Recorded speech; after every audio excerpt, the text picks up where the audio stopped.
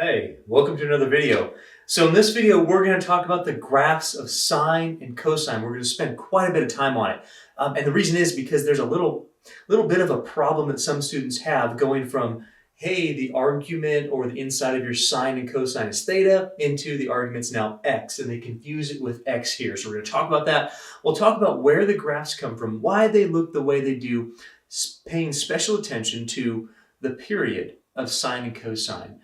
Because we're going to be graphing those in the next video with these things called transformations, how we adjust the period, the amplitude, and things like that. We'll also talk about what key points are for sine and cosine. If you've watched some of my previous videos on college algebra, things like that, I'm going to show you exactly the same way on how to use that technique of shifting, so up, down, left, right, stretch, compress, both horizontally and vertically. So with the period and the amplitude for sine and cosine, and that's going to make a lot more sense when we get there. So that's what we're going to teach in this video, what the graphs will look like, and then next video, how to use them. So how to use your key points in relation to amplitude and period to get a very solid graph with minimal work. So let's get right to it. What we're going to talk about in graphing sine and cosine is how would we put a graph of these functions on an x and y axis. Now, this is what I was prefacing just a minute ago with some students have a real big problem translating what the unit circle is into this because of that right there. And here's the idea. When we talk about a function of x in terms of sine of x, I need you to realize that that x relates to either the angle or the arc length on a unit circle. And they're one and the same because we're measuring in radians right now. We can see that. These are all in terms of radians, which is why it was so important for us to be able to deal with that. The reason, again, behind that is because sine and cosine can be defined. We talked about this a long time ago in terms of their angular movement, so sweeping out that angle, or the arc length, which means we can plug in any real number. We'll talk about domain in a second. Any real number to both sine and cosine. And that's what we're going to do. So there's a bit of a switch right here where we say, yeah, you know what? We can think of this in terms of an angle. That's totally fine. We can also think of this in terms of a real number. So there's a translation I need you to make from the unit circle to our graphs. We're going to be getting some of these outputs and putting them on our graph. But please keep in mind, this x does not have to do with this x. That doesn't have to do with it. This x is the output of cosine of some sort of an angle or some sort of an arc length. And that's how I need you to think of this. I need to think of that this is the angle or the arc length. They're one and the same when we're talking about radians. Remember that 1 radian is where the angle equals the arc length, which equals, the radian is the point where the arc length equals the radius. And we consider them to be one and the same in that because of the formulas we developed a long time ago. So the long story made short is that relates to the angle. That x is not this x. That would be cosine. So we're going to go right now and we're going to try to see what some of these outputs are. So if we take a look at this, you're going to see some really common numbers in terms of our unit circle, like pi over 6, pi over 2, 5 pi over 6, pi, 7 pi over 6, 3 pi over 2, 11 pi over 6, and 2 pi. Some different ones down here. Why? Because what I'm going to do right now is I'm going to take our angles. Notice how that relates to the angle. This is our x-axis. X is our angle. Remember, our trig functions have to deal with an angle, relating an angle to something on our unit circle, an x or a y. Sine happens to relate the angle to the y-coordinate of a point here, or the opposite over the hypotenuse on a triangle, which we can get the same thing here. So we're going to take a look at our angle and write down the sine of that particular angle. So let's start right now. I'm going to start with 0. So I want to take a look at what happens if we have an angle of 0.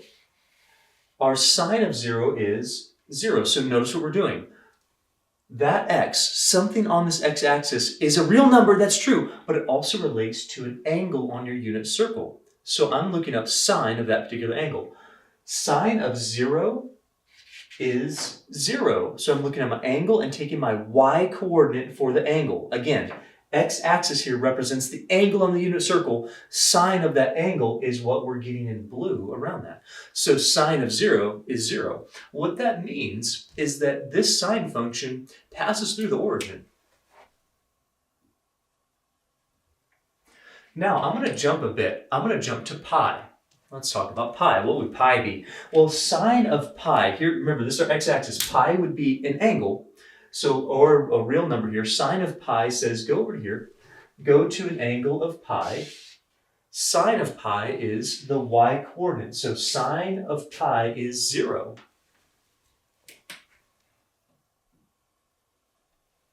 So that means that this function is going to be 0 at a radian of 0, also at pi. Now, where's it going to hit 0 again?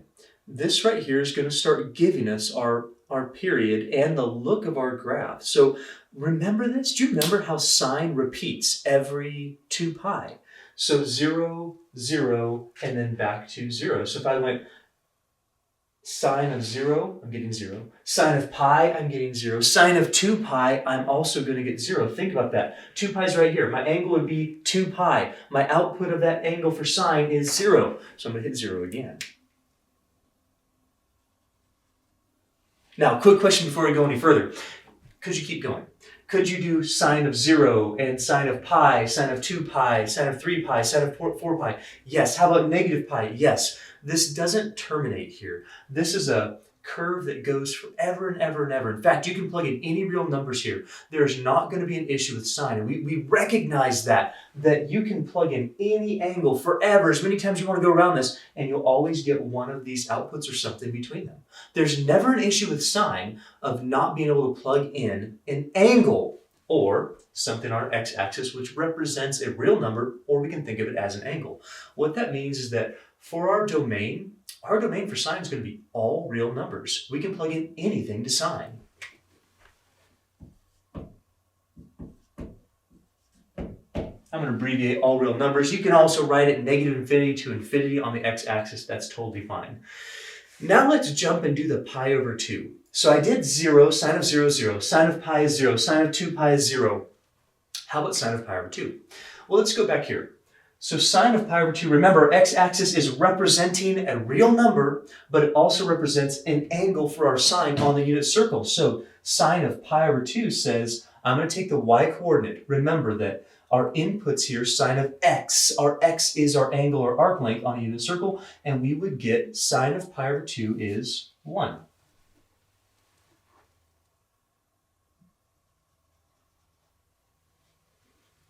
Let's go another pi past that. Pi past that, what do you mean? Half a circle past that. So sine of 3 pi over 2. So here, our input would be 3 pi over 2. Sine of 3 pi over 2 is negative 1. Sine of 3 pi over 2. So I plugged in 3 pi over 2. Sine of 3 pi over 2 is negative 1.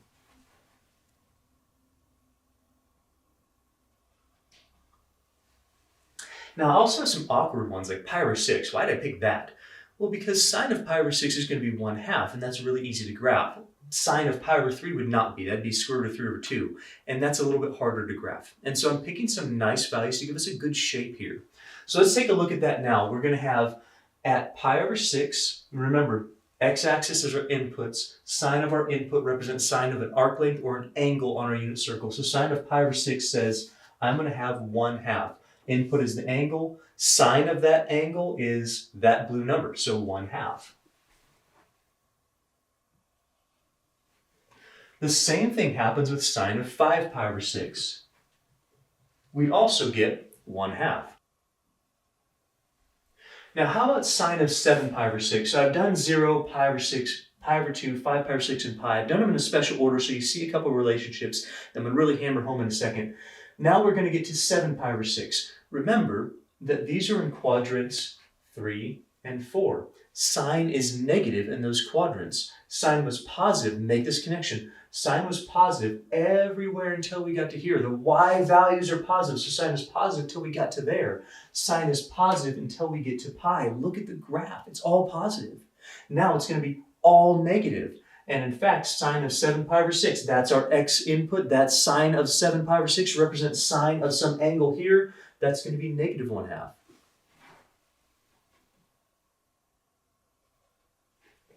And sine of 11 pi over 6, well, let's see. Sine of 11 pi over 6 would be negative 1/2 as well. Sine's negative in those two quadrants and therefore is negative in the last half of our period. We're going to talk about the period in a second.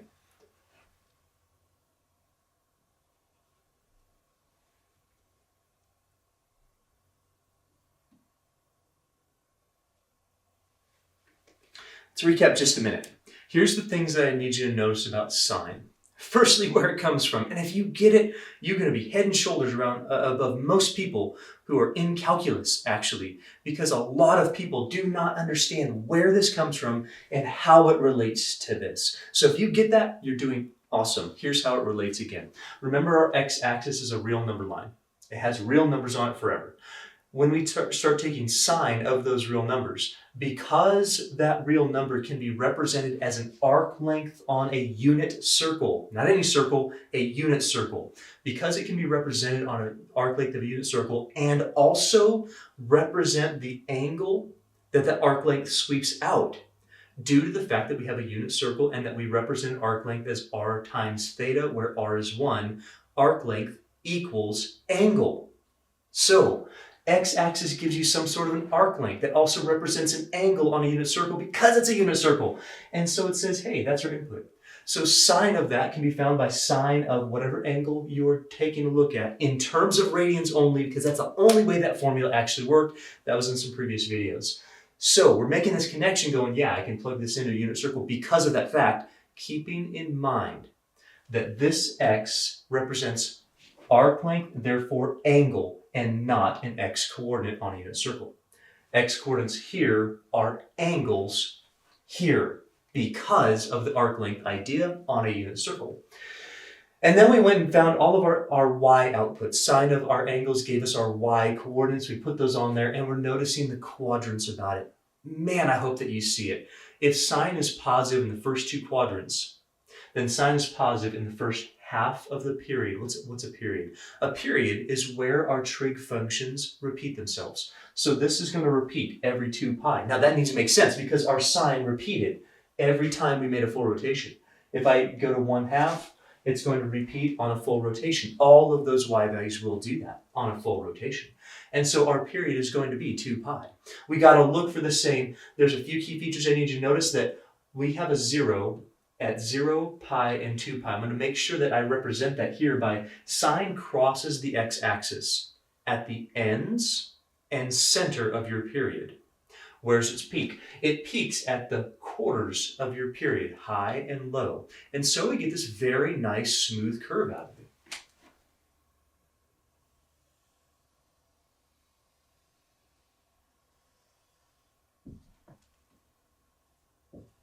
And it doesn't end. It oscillates back and forth. It repeats on every 2 pi interval. And so there's a lot of things we can say. Number one, we said our domain's all real numbers. You can plug in anything on this x-axis forever. Ultimately, you're just going to repeat yourself on this unit circle over and over again. What's its range, though? Well, if sine represents the y-coordinate, the highest y you can get is 1. And the lowest y you can get is -1. And that's exactly what we see here. The highest y value output here. Remember that the y here doesn't necessarily correlate to the y-axis here. It represents the output of sine. Well, the output of sine can be a maximum of 1 and a minimum of -1. So our range is between -1 and 1. And that's inclusive because we do have points of pi over 2, 1 and 3 pi over 2, -1. Those are points on the graph, so we include that. Now, how about even or odd? Well, even functions mean symmetric about the y-axis. This is not even. Odd functions mean symmetric about the origin. So could you rotate this 180 degrees and get the same picture? You could. Yes, exactly. So this is an odd function. We learned about that as far as sine and cosine. We got an identity, I think a video or two ago when we talked about that.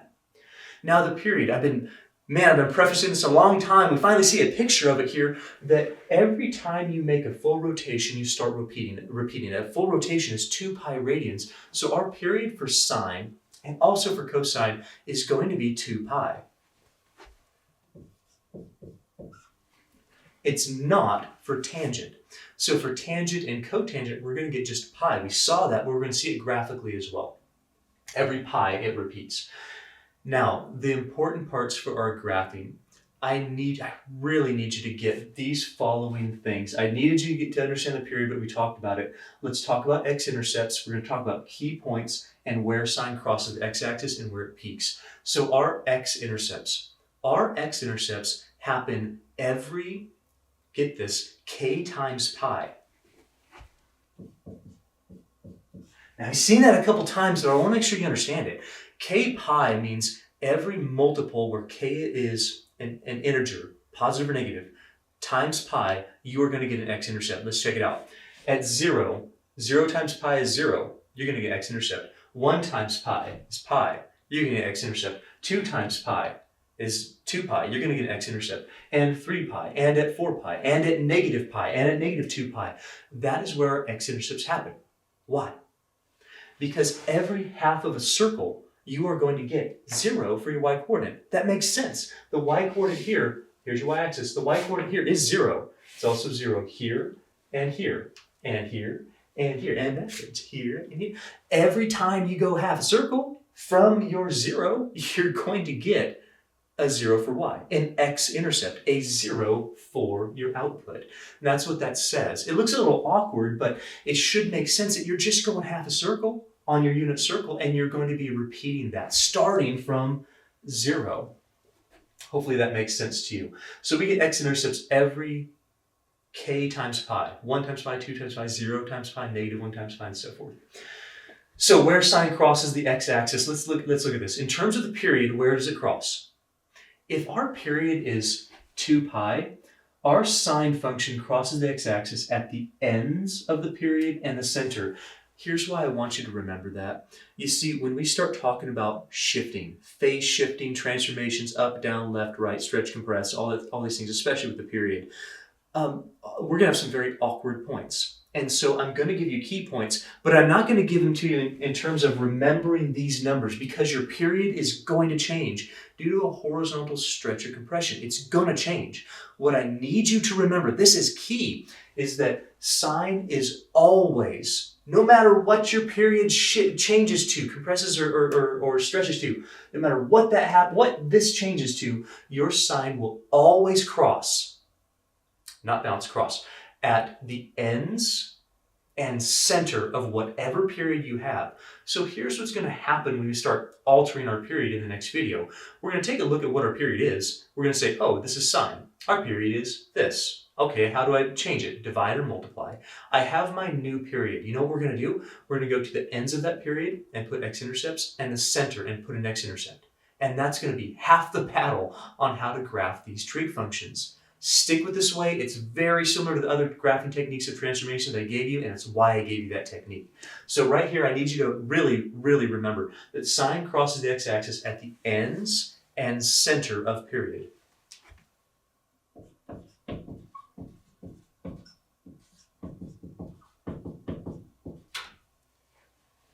Where's it peak? It peaks at, let's see, this is 1, 2, 3, 4. It peaks at the quarters. So here's half, here's a quarter. So how do we write our peaks? So in the future, when we get to graphing sine and cosine, you're going to take a look at your period. You're going to, for sine, put x-intercepts at the end and the center, and you're going to use your quarters as your only two key points that matter. Because your amplitude, this number in front, if there was a number right there, it would affect your key points. It's very similar to the graphing I've taught you already, that if you affect your key points, well, you multiply by whatever that number is. It has the ability to stretch it, to compress it, and to reflect it. And it's based on where our peaks occur, local max, local min. Those happen at the quarters, so pi over 2 and 3 pi over 2 for this period. But if I adjust that period, I need to remember that our peaks happen at the quarters.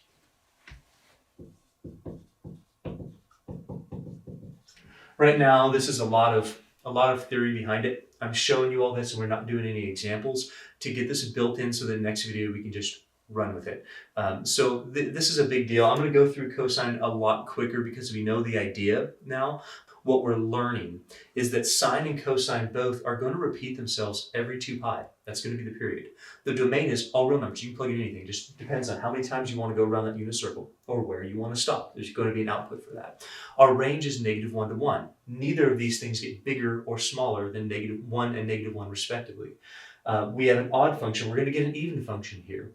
But the key ideas are that sine for sine has x-intercepts at the center and the ends and peaks at the quarters. What that means is that for the 5 key points we have, we're going to have 0, 0, or an end and an x-intercept, a center of the period and an x-intercept. Notice 0, 0, and pi 0, and 2 pi 0, another end. X-axis crossings at ends and center. Peaks at the quarters. So at pi over 2 we get 1. And at 3 pi over 2 we get -1. So which ones really matter for us? Well, when we graph sine, again, we're going to take the period and stretch or compress it. We're going to put our x-intercepts at the ends and the center for sine, and then we're going to manipulate these 2 key points. So if you remember 2 key points for sine, remember the quarters of your period. Those 2 quarters, I promise you that will help you. Man, I can't tell you how many students have just completely obliterated some sine and cosine functions because they don't realize that. I've never taught trigonometry to students who have taken calculus from me. And so I always have to go back and teach them trigonometry, and then they finally get why the graphs look the way they do. I hope that you understand why these graphs look the way they do, or why this graph looks the way that it does right now. Why we are getting the peaks at pi over 2 and 3 pi over 2 for sine. Now that we've talked about sine, let's go ahead and finish up with cosine. We're going to get a number of really cool things that happen with cosine as it relates to sine, namely that cosine is a phase shift of sine, and there's an identity we could make with that, but mostly why it looks the way that it does. So let's start the same way that we started with sine. Let's look at the ends of our period. Well, how does that relate? If cosine x is taking a real number on the x-axis and using that x as an input, then that x, again, represents the arc length on a unit circle or the central angle on that particular unit circle. Remember, arc length equals angle for unit circle because S, our arc length, equals r theta. A unit circle has an r of 1. S equals theta. Arc length equals central angle on a unit circle only. And so this has to deal with radians because that's the way that radians allow us to make that jump on that formula. So cosine of x says cosine of some angle here. So this is in particular why students get so messed up with it. This x is not this x. This x, as I just mentioned, is a real number that represents a central angle or arc length on a unit circle. So when we talk about cosine of 0, it says go to an angle of 0. Cosine of 0 says here's the output for this input. Here's the cosine of this is 0. This is your output for cosine x. So I'm saying here's my 0. My cosine of 0 is 1. Okay, 1. Oh yes, that's right. That's my x coordinate on my unit circle. Stands for my output here. I'm not going to go to 0 and put a 0. That 0 we're plugging in represents this angle. Cosine of that angle is your output that you're going to put here. Why this is confusing for students is because students associate cosine with x, and they should. But this x, remember, is your output. We're going to put that on our f of x, the output of our function. So cosine of 0 is 1. If you can grasp that, you are going to be absolutely fine with the rest of this, is that this x is an input on a unit circle. So central angle. And what we're getting is cosine of that input. That is the output we're plotting on our graph. Now what's going to happen at pi over 2? Let's go to pi over 2. At pi over 2, cosine of pi over 2 says go to the angle pi over 2. Here's my input. Cosine of pi over 2 says that is my output. Well, that's a 0. How about at pi? At pi, we're going to say our input is pi. Pi, cosine of pi. Cosine of pi says I would get -1.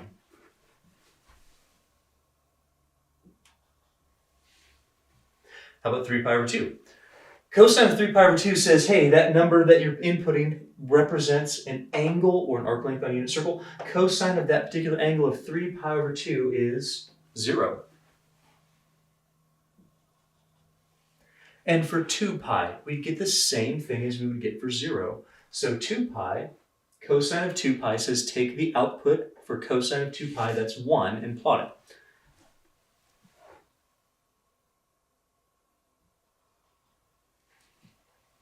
So what happens? This is different from sine.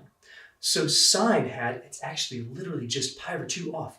So sine had x-intercepts at the ends and center, peaks at the quarters. This is opposite. This is going to have peaks at the ends and center and x-intercepts at the quarters of this. And we'll see this if we fill this out a little bit more. I'm going to go fairly quickly through it, but cosine of pi over 3. Why did I pick pi over 3? Because cosine of pi over 3 is 1/2. That's nice to graph. 2 pi over 3. Cosine of 2 pi over 3 is negative 1/2. 4 pi over 3, if you want to find that, cosine of 4 pi over 3 is also negative 1/2.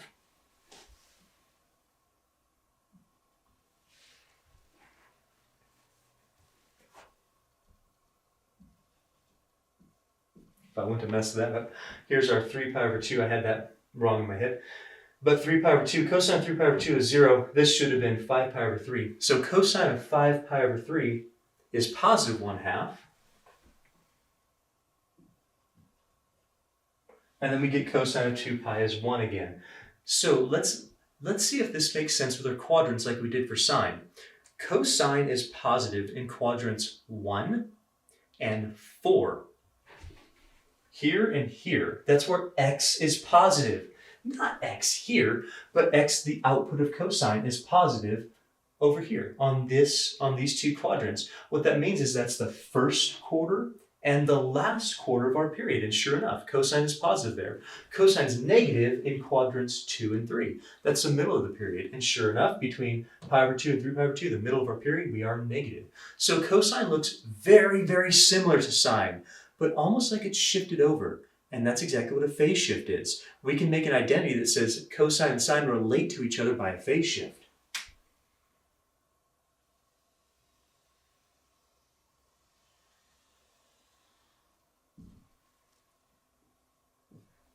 Again, this doesn't end. This goes forever and ever and ever. So our domain for cosine is you can plug in anything. Just depends on how far you want to go on your unit circle, backwards or forwards, negative or positive angular measurement. We can see a lot of interesting things, like this is going to repeat every 2 pi. That's our period again. Our range is still negative 1 to 1 pi, because x outputs for our cosine for our input angle is negative 1 to 1. That's the farthest that this goes.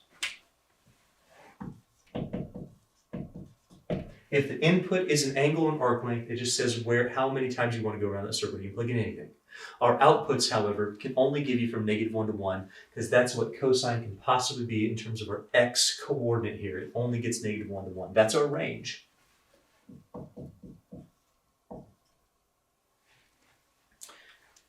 Odd functions are symmetric about the origin. That's sine. But cosine is even because this is symmetric about the y-axis. You can fold this over and get exactly the same graph. Our periods are the same, and for the same reason, for sine and cosine. If you went one full rotation around, all of your x coordinates, all of your outputs here are going to repeat. And likewise with sine, the important concept here isn't just that the period's 2 pi, it's that when I adjust that period, what's going to happen is my x-intercepts and my where we cross the x and where my peaks happen are going to be affected by that change. So what we need to understand is that our x-intercepts happen, well, not at 0 and at pi and at 2 pi, not at every k pi, but at every pi over 2 plus k pi. So we'd say pi over 2 plus pi. Well, pi is 2 pi over 2. 1 pi over 2 plus 2 pi over 2 is 3 pi over 2. It's going to happen every half circle after that. And the way we write that is, let's call it your first x-intercept is pi over 2. Well, now is that true? Yeah, your first x equals 0, let's say your output is 0. Your first 0 is at pi over 2. But then every half circle, there's another 0, 0, backwards or forwards. How we say that add a half circle idea is k pi. Remember, pi is a half a rotation. So if I say, hey, start here and add half a circle, you're going to be there. That's another 0. Add another half circle. That's there. You're going to be another 0. Subtract a half a circle. That's there. You're going to be another output of 0 for cosine of that particular angle. What we say that is pi over 2. Great. That's going to be a 0 for cosine. We know that here. And then every multiple of pi. It starts to look awkward, and some students have a real hard time with that, but here's what it means. It means your first 0, your first x-intercept is pi over 2, and then just start adding pi, and you're going to get an x-intercept every time. Pi over 2, 3 pi over 2, 5 pi over 2, 7 pi over 2. That's 2 pi over 2. That's every pi. Okay, so the key features again are, hey, cosine crosses the x-axis, not at the ends and center, but at the quarters. So we have x-intercepts at the quarters of your period. Here's your period. Here's half your period. Here's the quarter of your period. Here's the other quarter.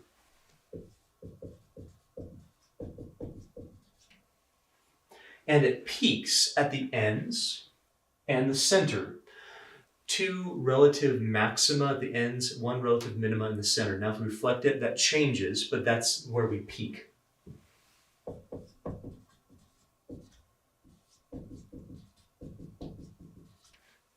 And that leads us to our key points. So our key points for our cosine are 0, 1, pi over 2, 0, pi negative 1, 3 pi over 2, 0, and 2 pi positive 1.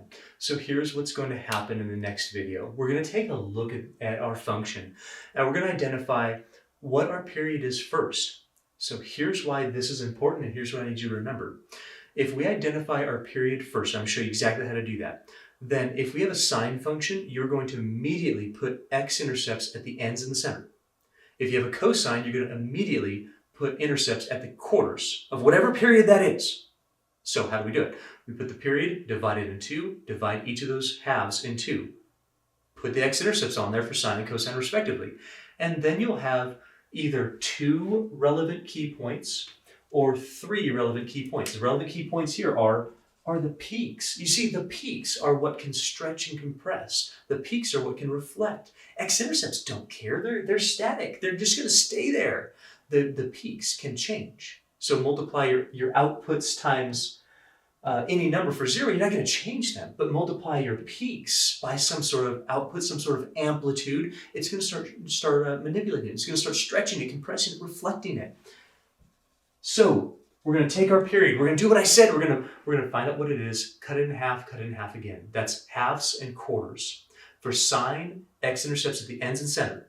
For cosine, x-intercepts at the quarters. Then we take our relevant key points, which I have starred for you, and determine how the amplitude affects it. It's just a multiplication. The one thing I want to say right now, so you don't get confused when we get there, is that depending on what your period is, this and this and this might change. So if your period's not 2 pi, then obviously we're not going to have an end of your period at 2 pi. This represents the ends of your period. That represents the quarters. So we're going to talk through that as we get to graphing sine and cosine in the next video. Hopefully what I've done in this case is just make sure you understand why they look the way they do. The most important concept is realize that this x-axis is not this x output. This x-axis represents an arc length on a unit circle and therefore a central angle on the unit circle.